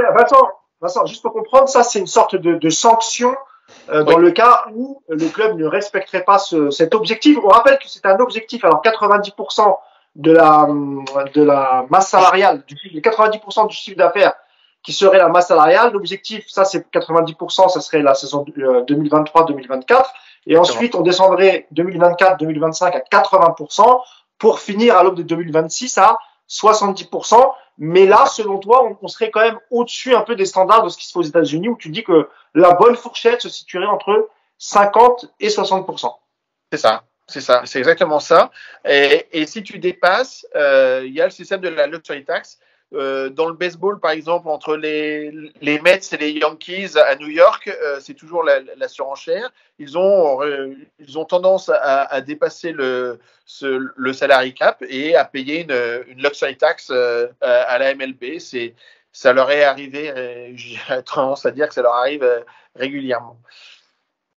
Alors, juste sur ce point-là, moi, je voulais juste avoir les avis de Nico et Yacine. On sait que le Paris Saint-Germain, pour attirer les joueurs, évidemment qu'ils sont obligés de surpayer et d'offrir des salaires énormes. Je vous donne un exemple. Par exemple, pour un joueur moyen, bon, et pas plus que ça, je pense par exemple à Ander Herrera, qui a un salaire énorme. Alors oui, effectivement, il est venu gratuitement, mais c'est aussi pour ça qu'il vient, c'est parce que voilà, il avait beaucoup d'offres. Mais celui qui paye le plus, c'est le PSG. Est-ce que ça vous première question, monsieur, est-ce que ça vous inquiète un peu, ça? Le fait que Paris soit obligé de surpayer et que dans 3, 4, 5 saisons, il va falloir aussi faire attention à ça. Est-ce que vous avez peur de plus pouvoir attirer des joueurs en leur proposant des salaires mirobolants, Yacine? Non, alors déjà, je pense qu'on attirera des joueurs en leur donnant le salaire qu'ils méritent. Ce sera déjà peut-être mieux, au lieu de faire n'importe quoi. Ça, c'est sûr. Et de toute façon, le PSG est devenu assez attractif pour attirer des joueurs. Encore une fois, la stratégie sur les 5-10 premières années, elle se comprenait. Désormais, il va falloir l'expliquer autrement parce que c'est plus possible. Mais moi, je voulais revenir sur un point essentiel pour moi sur l'histoire des salaires et c'est là où je trouve que le fair play financier, il a encore une fois ses limites. C'est que on a donc des charges en France, enfin partout dans le monde d'ailleurs, salariales et patronales. Le problème en fait, c'est les charges patronales. Et le truc, c'est qu'à un moment donné, en France, il y a trop de désavantages. Il faut savoir qu'en Allemagne, si je dis pas de bêtises, les charges patronales pour les clubs, elles sont plafonnées. C'est-à-dire que quand tu donnes 1 million d'euros par an à un joueur, les charges patronales, elles sont à 18 000 euros, elles sont plafonnées. En France, le club va payer 500 000 euros de charges patronales. C'est énorme. Parce que tu te rends compte quand même que 500 000 ou 18 000, tu vois, par exemple, au Royaume-Uni, il va donner autour de 250 000. Donc, on va dire, là, tu n'es plus très loin de la France. Mais l'Allemagne et l'Espagne, c'est plafonné et c'est des sommes qui tournent entre 18 et 20 000. Donc, ça veut dire que, en gros, pour schématiser, sur 10 joueurs, tu as pratiquement 3 joueurs gratuits en Allemagne et en Espagne. Le PSG à lui tout seul paye plus de charges que l'ensemble de la Bundesliga. Voilà. Donc, oui. Je crois que Saint-Etienne aussi paye plus de ouais. Il y a plein de clubs français qui payent plus de charges que l'Espagne ou que, enfin, c'est évidemment. Pourtant, ils ont une sorte de salarié cap, Saint-Etienne, il me semble, une sorte de salarié cap. Non plus. Sauf que Saint-Etienne. Ah, ça y est, le privé, ça va, d'accord. Donc ça, c'est un problème. Tu ne fais pas la Coupe d'Europe. Ouais. Nico, tu voulais dire un petit mot là-dessus ou on continue avec le fair play mais de toute façon, le fair play financier dans sa version 1, c'était Platini nous avait vendu ça comme un modèle de vertu qui allait aider les clubs à retrouver des comptes sains. Aujourd'hui, on voit un club comme le Barça qui est endetté à hauteur d'un pays comme le Bangladesh ou je sais pas quoi. Donc, si tu veux, ça me fait bien marrer déjà ce premier fair play financier. On a vu très rapidement qu'en fait, c'était juste un moyen de protéger les clubs historiques et de bloquer les nouveaux riches. Très bien, je peux le comprendre. Hein. Je pense que si j'étais supporter d'un club comme Liverpool ou comme le Bayern, je verrais d'un mauvais œil l'arrivée de City ou du PSG aussi vite, aussi fort. Je le comprends parfaitement, mais voilà, le fair play financier dans sa version 1, c'était vraiment une belle fumisterie. D'autant plus que tous les clubs comme City, comme le PSG, ont complètement triché ce fair play financier, sont passés à côté, ont trouvé des magouilles pour le contourner. Que ce soit City qui s'est autofinancé avec ses propres contrats ou le PSG qui a été chercher des sponsors de son propre actionnaire également. Est-ce qu'il n'avait pas le choix, Nico? Ah non, mais après, ça, c'est un autre sujet. Mais ce que je veux dire, c'est qu'à l'arrivée, voilà, ils ont fait peur avec tout le monde avec ce fair play financier, que ça allait rendre le football meilleur. À l'arrivée, les clubs endettés le sont encore plus aujourd'hui et les nouveaux riches ont continué à progresser. Je vous rappelle quand même que le PSG, la même année, a fait Neymar Mbappé et le fair play financier n'a rien bloqué du tout. Donc la version 1 du fair play financier, franchement, c'était une bonne blague. La version 2, écoute, moi je pense que c'est à peu près la même chose. Les masses salariales, tu vas payer des amendes parce qu'il ne faut pas se mentir, aucun club ne sera dans les clous de ce qui va être demandé des 70%. Donc ça veut dire qu'ils vont payer des amendes qui vont être dérisoires par rapport à leur budget. Donc on va payer. La redistribution pour les autres, ça va être ridicule également parce qu'il y a tellement de clubs qui vont être concernés qu'en fait ils vont toucher des enveloppes absolument complètement inutiles, voire voilà, juste symboliques. Donc moi, cette nouvelle version du fair play financier me fait encore bien rigoler. Voilà, on essaie de donner au football une belle image vertueuse. On veut assainir tout ça et on prend conscience que l'argent, les dérives sont trop importantes. On en reparle dans 10 ans. Et franchement, si dans 10 ans, il n'y a plus de transfert à 400, enfin, il n'y a plus de salaire à 4, 500, 600 000 euros par mois, s'il n'y a plus de transfert à 180 ou 200 millions, eh ben, je vous dirais bravo. Mais je demande à voir et j'y crois pas du tout. Ok, donc pessimiste même sur les sujets économiques. On le notera, Nicolas. Pas pessimiste. Juste, je rigole. L'UEFA, franchement, enfin, encore une fois. Non, mais je vois ce que tu veux dire. Et puis, encore une fois, je pense que les gros clubs ne seront pas les plus désavantagés. Parce que même le PSG cette saison, contrairement à ce que les gens pensent, que le PSG avec une masse salariale monstrueuse, je n'ai pas calculé le pourcentage de la masse salariale dans les revenus du PSG, mais on n'est pas à 100 ou 90%. Hein. Je pense qu'on est bien au-delà, bien en dessous. Hein. Donc, j'avais vu un chiffre passé, je crois qu'on était à 99%. Mais, ah, je suis pas sûr. Hein. Et on est peut-être au-dessus. Il me semble qu'en Ligue 1, encore une fois, c'est quelque chose que j'ai fait il y a presque un an, donc c'était avant Messi. Mais il me semble que l'an dernier, le PSG était le club qui avait le pourcentage masse salariale revenu le plus faible de Ligue 1. Ce qui est logique, parce que c'est le club qui génère énormément d'argent. À vérifier, mais il me semble que le PSG tournait autour de 75%. Donc tu vois, c'est pour ça. Justement, il y avait une question aussi qui était liée à la prolongation d'Mbappé. On y arrive. Vincent, toi, tu dis, et puis même, c'est vrai qu'on a vu pas mal de choses passer là-dessus. C'est vrai que les spécialistes disent que pour le coup, c'est plutôt un avantage pour le PSG dans l'optique de la prolongation de Kylian Mbappé, parce qu'on sait que pour pouvoir le convaincre, il va falloir quand même mettre quelques zéros sur le chèque du salaire à la fin du mois. Et que ça peut évidemment, être, comme je le disais, un avantage, même si l'argent ne fait pas tout pour le clan Mbappé. Mais en tout cas, on peut dire que le PSG n'a quasiment pas de limite concernant Mbappé et ce qu'ils peuvent lui proposer en termes de salaire. Bah, oui, en fait, c'est le fait qu'il y a un changement de stratégie sportive autour enfin une volonté de construire l'avenir du club autour de ce joueur-là, et qu'il c'est un enjeu stratégique. Maintenant, le point, effectivement, là où Nicolas a raison, c'est que le PSG est le club en France qui a la capacité à générer beaucoup de chiffres d'affaires en dehors de ses droits télé. Et heureusement, parce que les droits télé en France sont faibles par rapport à ses concurrents. Et donc, a une capacité à suivre une inflation des salaires. Maintenant, là où Yacine a raison aussi, c'est que je pense qu'aujourd'hui, le PSG n'est plus dans l'obligation de surpayer des joueurs. Et donc, c'est ça qui doit changer réellement, c'est de payer le juste prix. Et le fait que le PSG surpaye des joueurs dans la décennie passée, c'était normal, hein, faut pas s'en offusquer. Quand vous êtes un top joueur, vous voulez être dans un top club, et la fin des années 2000 du PSG ne permettait pas au club de se considérer comme un top club. Donc, et un top championnat aussi en même temps. Et dans un top championnat, tu as raison. Donc voilà, pour faire venir ces top joueurs, il y avait un prix qui était de surpayer. Là, désormais, le PSG doit faire partie des top clubs. La Ligue 1, est-ce qu'elle fait partie des top ligues? C'est peut-être un autre débat. Pour autant, voilà, et ça doit aider. C'est-à-dire que le problème, je ne pense pas que ce soit le salaire des stars, c'est le salaire des joueurs sur le banc. Et si on règle le salaire des joueurs sur le banc et qu'on paye les joueurs sur le banc au juste prix, eh bien le ratio masse salariale masse salariale sur chiffre d'affaires sera bon pour le PSG.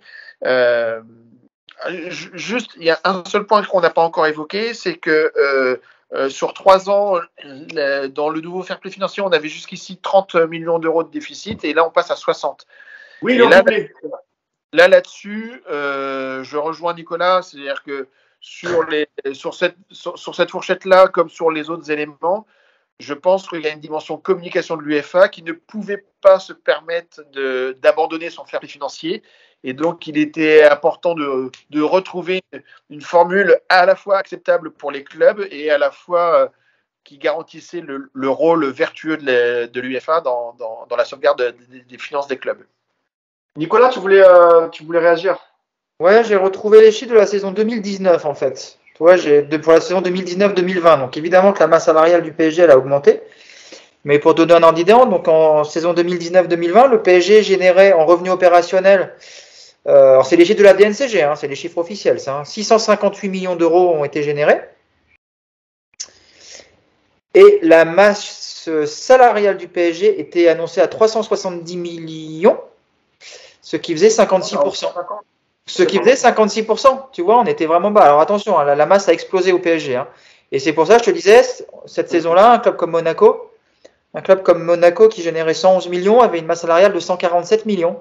Donc tu étais à un ratio de 131%. Donc toi, depuis le PSG est passé sous la barre des 600 millions, ouais, voilà. est arrivé. Ouais, mais les revenus ont sacrément augmenté aussi. Ouais, mais comme tu n'as pas fait un bon parcours de Ligue des Champions, ça va être. Tu vois, tu avais l'année dernière 130 millions de Ligue des Champions, là tu vas en avoir 95. Oui, parce que l'année dernière demi-finale et cette année tu sors en huitième de finale. Ouais. Est-ce qu'on a fait le tour un peu sur le fair play financier, Vincent? Bon, je pense que oui. Je crois qu'on a dit déjà pas mal de choses. Moi, c'est vrai que c'est des sujets que certains s'y intéressent, d'autres moins. Certains veulent s'y intéresser, mais ne comprennent pas forcément. On a essayé un peu de simplifier pour que vous puissiez comprendre un peu de quoi il s'agit. Vas-y, Vincent.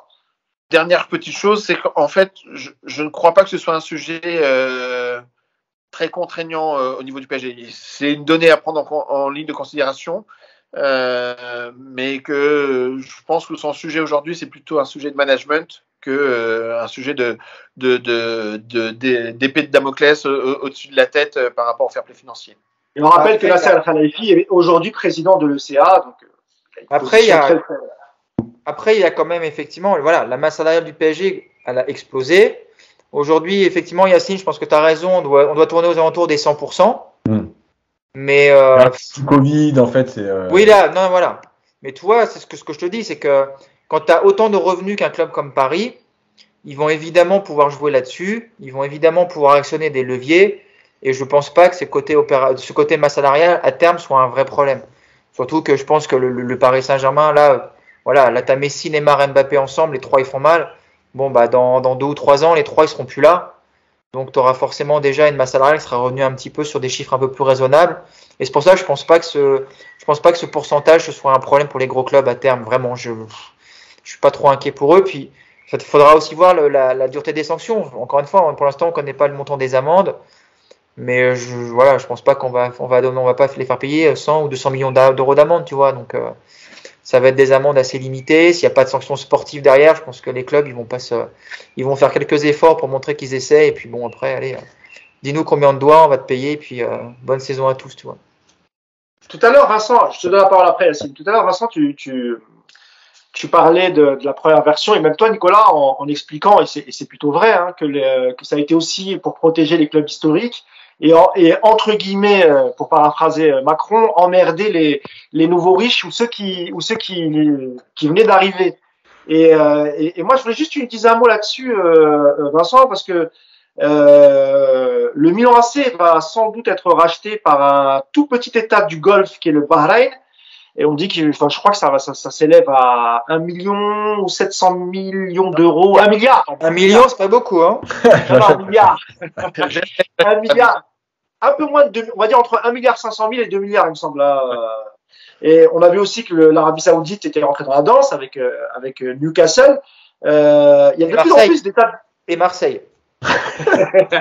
dans un futur proche. Donc oui, ça fait quand même maintenant entre Manchester City, le Paris Saint-Germain, Newcastle et aujourd'hui le Milan AC, ça fait beaucoup d'États du Golfe qui investissent dans le foot. J'imagine que pour Milan c'est plutôt une bonne nouvelle. Ça faisait longtemps qu'ils n'avaient pas eu un actionnaire aussi fort, même si je crois que c'était Elliott qui était le dernier actionnaire, celui qui était aussi à Nice, il me semble. Et qui est aussi indirectement au Luxembourg, au LOSC. Ah oui, oui, c'est vrai. C'est vrai. Et tu confirmes ça, c'est l'État du Bahreïn va vraiment racheter le mythique club du Milan AC? C'est un fonds qui est à Bahreïn, mais sauf erreur de ma part, il y a de l'argent émirati dedans. C'est pas que Bahreïn. Parce que Bahreïn, c'est l'émirat le moins riche. Ouais. Oui, c'est pour ça que moi ça m'avait surpris un peu, tu vois. En fait, Bahreïn, c'est plutôt une place financière et donc c'est pour ça que c'est un fonds qui est localisé à Bahreïn. Mais l'argent n'est pas que bahreïni en fait. Mais dans ce que tu dis, d'une façon générale, c'est que ils exportent leur concurrence régionale sur le terrain du football européen, ça c'est clair.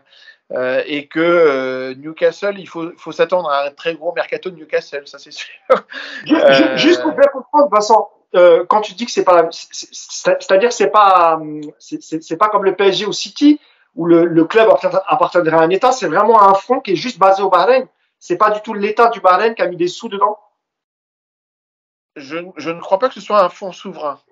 C'est un fonds qui est basé à Bahreïn, comme il y a des fonds qui sont basés au Luxembourg et qui ne sont pas nécessairement luxembourgeois, oui, bien sûr, avec de l'argent uniquement luxembourgeois. Voilà. Non, parce qu'on a l'impression que les supporters milanais pensent que ça va être peut-être comme City ou le PSG, où il y aura une grosse masse d'argent pour pouvoir. Si, et je pense qu'ils auront des moyens quand même. Mais derrière ce fonds-là, il me semble qu'il y a Mubadala. Et Mubadala, c'est Dubaï. D'accord, ok, d'accord, très bien. C'était pour ma propre curiosité, pardon, ça n'avait rien à voir avec le PSG, mais comme ça m'intéresse ce genre de choses. Dernière petite chose, juste pour vous rappeler que tu voulais dire, vas-y. Deux choses, d'ailleurs, ça me permet de rebondir sur l'histoire de Bahreïn, parce qu'en fait, il faut savoir aussi que ça permet d'avoir un peu des subterfuges, parce que comme tu peux pas être, entre guillemets, propriétaire de deux clubs en même temps, bon, tu peux mettre ton argent à Bahreïn, il passe par Bahreïn, t'es plus propriétaire, c'est pas le même état, enfin bref. Voilà. Et la deuxième chose, c'était, faut pas oublier que l'UEFA, il y a beaucoup de choses là dans son nouveau fair play financier. C'est pour ça que, en rapport avec la Super League, qui est inspiré aussi de ce qu'avait décidé de faire la Super League en termes de luxury tax, etc., tu sais, sur les salaires. Parce que le problème, c'est que l'UEFA aujourd'hui, elle est plus maître de ce qu'elle veut faire, maîtresse. Parce que il y a cette fameuse Super League qui reste dans un coin. D'ailleurs, moi, je pense personnellement qu'il n'y a que les Anglais qui peuvent nous sauver de la Super League. C'est mon avis. Il l'a démontré une fois. Voilà, et je pense vraiment qu'il n'y a que eux qui peuvent à un moment dire nous on n'y va pas. Moi je ne vois pas un club anglais rejoindre une probable Super League. Ils ont vu la réaction des supporters, ils sont tous retirés aussi secs. Je ne vois pas comment, sauf si c'est organisé par l'UEFA, etc. et que c'est en règle. Hein. Mais sous cette forme-là, et en plus, il me semble avoir lu que la justice espagnole finalement avait autorisé l'UEFA à sanctionner les clubs frondeurs, ce qui n'était pas le cas avant. Donc moi j'ai l'impression que ça va de moins en moins bien dans le sens de Pérez. Voilà, et juste pour finir là-dessus, pourquoi l'UEFA est aussi obligé d'aller dans ce sens-là, c'est que, et ça rejoint ce que Vincent disait et ce que Nico aussi disait, c'est qu'en fait à un moment donné il y a aussi du bluff, parce que évidemment que le 60 millions de déficit sur 2 ans, si demain la Juve elle arrive, elle dit on est à 82, tu penses bien que l'UEFA va pas leur dire bon bah merci pour tout, mais pas de Ligue des Champions pour vous cette année. Voilà, donc c'est toujours la même chose, et puis on l'a vu par le passé que l'UEFA elle n'est pas que dans la sanction, elle est aussi dans la négociation, les arrangements. Voilà, mais elle est obligée de même la justice, Yacine. Regarde on parle souvent du PSG avec QTA à l'époque, ce qui avait fait scandale, mais ce qu'a fait Manchester City, c'est autrement plus grave. Et City, à l'arrivée, les tribunaux, quand ils ont été exclus provisoirement de la Ligue des Champions, ils ont fait appel auprès de la justice. La justice s'est rangée du côté de City. L'UEFA, en fait, se rend très vite compte qu'elle a les mains liées. Et puis de toute façon, l'UEFA n'a même pas envie que City ne joue pas la Ligue des Champions. C'est ce que j'allais dire. Le PSG a été un des seuls grands clubs, entre guillemets, vraiment sanctionnés. Je rappelle que Paris n'avait pas pu recruter ou un seul joueur par saison. Bref, eux, ils ont décidé de rien faire parce que c'était le début de l'aventure aussi et qu'ils ne voulaient pas se mettre en porte-à-faux avec tout le monde. Mais bref, voilà. À l'époque, Paris avait pas, c'était en 2013-2014, ils n'avaient pas encore l'aura qu'ils ont aujourd'hui. L'UEFA en avait un peu rien à foutre de sanctionner le PSG. Et encore, honnêtement, ça a été, ils ont bloqué par un été. C'est surtout que les Qataris avaient décidé de ne pas dire on va aller contre l'UEFA au frontal. Oui, aussi, c'est vrai. Voilà. Ils ont pas eu la même communication que les Émirats et Manchester City en disant bref, voilà, c'était pour dire qu'on n'en a rien à foutre. Tout ça rejoint quand même l'idée qu'il y a une concurrence qui plane de la Super League et que l'UEFA peut pas tout se permettre non plus aujourd'hui. C'est pour ça que des fois, ça nous paraît bizarre de dire « Ah, ils sanctionnent eux et pas eux ». Bah oui, ils sanctionnent eux et pas eux parce qu'à un moment donné, il y a un truc qui plane au-dessus d'eux qui est pas terrible. Mais je pense que ça doit ou ça va peser dans le dossier Mbappé. Ah ouais. Juste avant de conclure, deux, trois petites choses. Juste rappeler que les féminines du PSG ont joué hier leur demi-finale retour, malheureusement défaite et non qualification, mais un beau parcours comme la saison dernière, donc à féliciter. Oui, Vincent. Et record d'affluence. Ouais. Et record d'affluence, mais comme tu m'as pas laissé au bout. Non mais c'est vrai. Il y avait 40 000, 43 000. 43 000. 43 000, dont Nicolas Puravo. Nicolas Puravo. Qui a fait le déplacement depuis Versailles. Attention. Ouais. Je vous ai pas vu par contre, messieurs. Non, jamais. Tu ne me verras jamais dans un match de foot féminin. Ça ne m'intéresse pas. Non, mais alors, je crois que j'ai jamais vu. Je pensais voir Yacine, honnêtement, et j'ai appris que la tribune de presse était en mode week-end férié, qu'il n'y avait pas à manger, c'était un peu misérable au niveau. Et donc je me suis dit Yacine n'est pas venu. Alors je me dis non, c'est faux parce que quand même il y a des gens qui vont m'attaquer pour rien. Donc franchement je voulais y aller, mais j'avoue que c'est le Ramadan et c'est la fin du Ramadan et j'en peux plus. Donc je suis bien chez moi à manger tranquille, je te dis la vérité, parce qu'en ce moment j'ai même pas le droit au petit four parce qu'il y a rien que je peux manger. Ah voilà, c'est une raison valable. Moi, j'y vais pas parce que j'aime pas le foot féminin. Moi, je suis franc, je passe pas par 4000 chemins, ça ne m'intéresse pas. J'ai dû regarder 5 minutes dans ma vie, ça m'a suffi amplement pour me faire une idée. Donc non, ça va aller. Ça progresse, Mousse, ça progresse. Oui, sans doute. Grand bien vous fasse, messieurs. Moi, ça sera sans moi. Et une dernière information que j'ai vu passer sur Twitter tout à l'heure, ça m'a fait sourire parce que j'en avais parlé il y a 2-3 mois. C'est le célèbre journaliste italien Romano, je sais plus, à chaque fois j'oublie son nom, mais vous voyez de qui je parle. C'est Fabrizio Romano, c'est ça, ouais. Fabrizio Romano, qui a annoncé une liste de potentiels coachs pour le Paris Saint-Germain la saison prochaine. Alors il y a un nom qui m'a fait rire, c'est Joachim Löw. Je sais pas ce qu'il fout parmi cette liste. C'est quand même curieux. Évidemment, on retrouve Antonio Conte, dont on a parlé récemment, et on retrouve un coach dont nous vous avions parlé sur le podcast du PSG, et je crois que c'était il y a 2-3 mois, et je vous avais annoncé que le PSG gardait un œil sur Thiago Motta. Donc ça a été officialisé par notre ami Fabrizio Romano. Laurent Blanc. Non, toujours pas de Laurent Blanc. Non. Peut-être pour Lyon, sait-on jamais. Mais voilà, donc je vous en avais parlé il y a 2-3 mois. Effectivement, moi j'avais eu ces rumeurs parce que c'est une solution qui est un peu facile pour le PSG, la solution de Thiago Motta, et je ne remets pas du tout en cause ses qualités d'entraîneur, évidemment. Mais pour le PSG, étant donné que Zidane, ça paraît très très difficile, que le PSG se voit mal continuer avec Pochettino, mais sait-on jamais. Et donc, c'est vrai que la solution de facilité, le temps de trouver peut-être un coach à la hauteur et aussi, pourquoi pas, donner sa chance à un ancien du PSG, c'est Thiago Motta. Je vous en avais déjà parlé il y a quelques mois. On va essayer de creuser un peu pour voir si vraiment c'est faisable, c'est possible.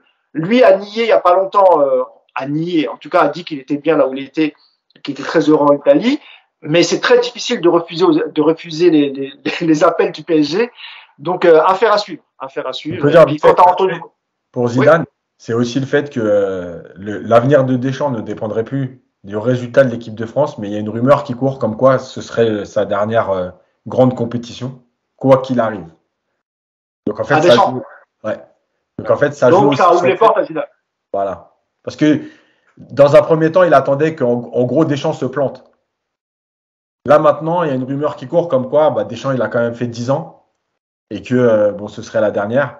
Donc, quoi qu'il arrive, bon ou mauvais résultat, il pourrait partir. Donc là, ça change tout parce que le poste après. Ouais, c'est vrai. Puis il y a pas longtemps à attendre vu que c'est l'hiver prochain, donc t'as à peine 6 mois à attendre et puis après tu peux repartir. Et puis je pense que pour ta vie personnelle, quand t'es sélectionneur ou coach, c'est pas du tout pareil. Coach, vous connaissez, vous êtes au quotidien au club et puis vous avez une pression toute l'année. Quand vous êtes sélectionneur, c'est un peu plus à la cool, on va dire. Et en plus, tu peux envoyer tes adjoints regarder les autres matchs, etc. Puis malgré la tout, vie est belle et t'as un bon salaire. Ouais.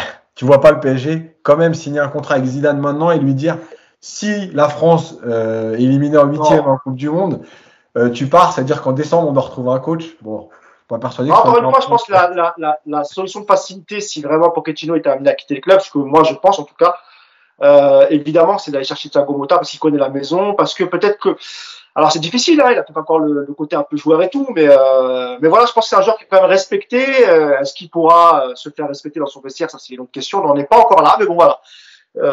C'est sorti aujourd'hui, donc ça m'a fait sourire. Oui, juste pour Motta. Parce qu'il y en a beaucoup qui disent ouais, mais regardez ce qu'il a fait à la Spezia, ce qu'il fait, etc. Il n'y a pas le même effectif à la Spezia. Il n'y a pas le même effectif. Et juste, moi, je voulais dire qu'il y a aussi des coachs, par leur aura, par leur vision du foot et ce qu'ils demandent, ils sont aussi faits pour entraîner des grandes équipes directement.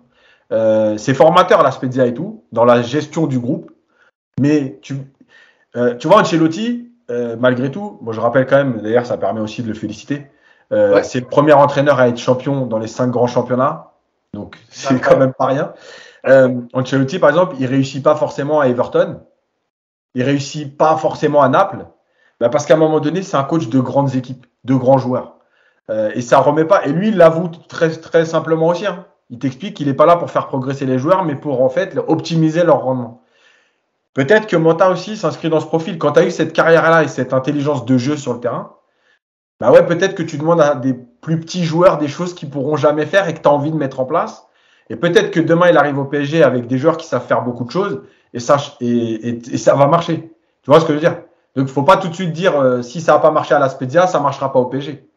Non, moi, ce que je voulais dire, c'est que c'est deux clubs complètement différents. Évidemment, c'est un jeune coach d'abord, il a peu d'expérience. Évidemment que si tu fais des belles choses à la Spezia, ça ne veut pas dire que tu vas réussir au PSG. Oui. Simplement, au PSG, ils pensent comme ça. C'est ça qui est dommage. Ouais. Moi, vous vous rappelez, je vous ai raconté l'anecdote. Quand on m'a parlé de Motta, j'ai dit oui, Motta, moi, pourquoi pas. Sauf que le Motta que vous voyez avec un club, avec un effectif où les jeunes vont le respecter parce qu'il a une grosse carrière de joueur, il a gagné énormément de titres, etc., etc. Ça va pas forcément. Si Motta arrive et que tu as Messi, Neymar, etc. Voilà, je suis pas sûr que. Zidane avant le Real, il a que l'équipe B. Hein. Ouais, mais Zidane, il a une autre aura que Thiago Motta. Non, mais je te parle pas de ça. Oui, mais je te dis en termes de gestion, il a que l'équipe B et il se retrouve, il prend 3 Ligues des Champions. Évidemment, évidemment. Ce qui est pas le cas enfin, il y en a beaucoup qui ont fait ça, qui n'ont pas eu la même carrière derrière. C'est vrai. Thiago Motta, il n'avait pas été recruté par Leonardo? Si. Ah oui, oui, bien sûr. Ouais. Oui, mais donc on pourrait imaginer qu'en plus il y a une bonne relation entre. Je te dis, Vincent, ça vient pas de Leonardo. Ça, c'est Nasser Al-Khelaifi. Voilà. Parce c'est un joueur qu'il adore. Ouais. Et ils ont toujours gardé de très bons contacts entre Motta et Nasser Al-Khelaifi. C'est le fiston. Donc là, c'est plutôt une idée de là-haut, on va dire. C'est pas Leonardo, mais c'est lui qui l'a fait venir. Oui, c'est lui qui l'a fait venir. Il y aurait une base de relation qui serait peut-être plus simple déjà. Ouais, plus saine. Je sais pas, parce que tout le monde se méfie de Leonardo, en fait. Voilà, Leonardo, c'est quelqu'un qui est difficile. Enfin, voilà, c'est difficile de bosser avec lui. On voit les 2 derniers entraîneurs, hein, Tuchel, aujourd'hui Pochettino, c'est pas forcément bien passé. Ça s'est mal passé avec Ancelotti aussi. Donc je suis pas sûr. Je suis pas sûr que Motta avec Léo ça passe. Écoute, on en est pas encore là. En tout cas, merci beaucoup messieurs. Merci d'avoir été avec moi ce dimanche après-midi. Nicolas, je te libère de ce calvaire. Non, je vous écoute sur Motta et en fait, j'ai pas envie de vous faire de la peine et de vous contredire en vous disant que vous êtes tous à côté et que Motta il va se faire broyer comme les autres s'il débarque maintenant au PSG. Alors je préfère rien vous dire et vous laisser sur votre petite nuage. On a surtout pas dit, surtout Yacine et moi, qu'il allait réussir. Au contraire, on a dit que c'était pas du tout les mêmes ambiances, pas du tout les mêmes vestiaires, etc. Donc moi, on est plutôt d'accord avec toi. Broyer, je sais pas, Nico, mais pour moi, c'est pas la bonne idée pour continuer une saison après Pochettino. Motta, c'est peut-être pas forcément voilà, pour moi, voilà, des mecs comme c'est une bonne idée si tu changes ta structure et ton organisation. Mais aujourd'hui, tu mets un mec comme Motta à la place de Pochettino, bah, il aura les mêmes problèmes. Hein. Tourelle les a eus, Emery les a eus. Je vois pas pourquoi ce serait différent avec Motta, malheureusement. Dans la structure actuelle, franchement, moi, je veux compter pour au moins rigoler, quoi. Parce que lui, il va tout foutre en l'air. Voilà. D'ailleurs, si tu changes pas de structure. Non, mais sur Conte, je sais pas, franchement, l'info qui était sortie par RMC, elle est un peu vaseuse, non? Quoi, les 30 millions? Mais c'est honnêtement, moi, tu sais, ce qui m'a fait rire, et vraiment, on n'arrête pas. J'écoutais Roland Courbis sur RMC. Donc, il était sur les antennes de RMC. Il remettait en cause. Mais en fait, sa réaction, elle est logique. Il dit, mais comment vous pouvez avoir autant d'informations, autant de détails sur les demandes d'un entraîneur qui est aujourd'hui en poste à Tottenham, et vous réussissez à savoir qu'il veut 30 millions d'euros, qu'il veut un responsable des réseaux sociaux, un responsable de l'hygiène, etc. Je suis tout à fait d'accord avec lui. Et je pense que c'est, je dis pas une fake news, mais c'est très, voilà, très gonflé, c'est très bizarre d'avoir autant de détails, voilà. Et en plus, ça paraît un peu farfelu quand même, puisque 30 millions d'euros, c'est-à-dire que tu te mets au même niveau que Messi, Neymar. Ouais, je sais pas, j'ai un peu de mal à y croire. Mais bon, sait-on jamais. Merci beaucoup, messieurs. Merci, Vincent. Je rappelle, fondateur de l'Observatoire du Sport Business. Allez tous vous abonner sur son compte Twitter. On peut te lire aussi parfois dans le Figaro. Tu interviens dans After, plein d'émissions. Donc, merci d'avoir été encore avec nous, Vincent. Merci, Nico. Ouais, je voulais remercier Nico pour sa dose d'optimisme. Parce que... Toujours. On regardera les matchs ensemble, Vincent, l'année prochaine. Viens regarder la Ligue des Champions avec moi, tu vas pas être déçu. Bah, c'est pour ça qu'on l'aime bien, Nico. C'est toujours, toi, il t'emmène cette vague de plaisir, d'enthousiasme. Attends, et aujourd'hui, j'étais content, hein, parce qu'on est monté avec Versailles. Hein. Imagine si on n'était pas monté. Donc, si aujourd'hui tu étais de bonne humeur, je n'ose pas croire ce qui se passerait si tu étais vraiment de très très mauvaise humeur. Oh, vous m'avez déjà vu. C'est vrai, c'est pas faux. Merci beaucoup, Yacine. Merci à toi. Allez, encore 3 heures. Ouais. Et tu es libérable. Formidable. Je vous souhaite une rendez-vous d'ailleurs pour tous ceux qui veulent voir Yacine à 22h45 au McDo de Cachan ce soir. Ils seront tous. Là, il est plus grec apparemment. Il est plus kebab. Ah, t'es fou, je mange ça, moi. Bonne soirée à tous, bonne semaine à tous et on se retrouve la semaine prochaine pour débriefer le match. Et quel match il y a déjà Non, 3. PSG 3. Ouais. C'est dimanche. Hein. Dimanche soir. Faut que je fasse la demande d'accueil. Ouais. À la semaine prochaine, merci encore et à bientôt. Ciao. Ciao.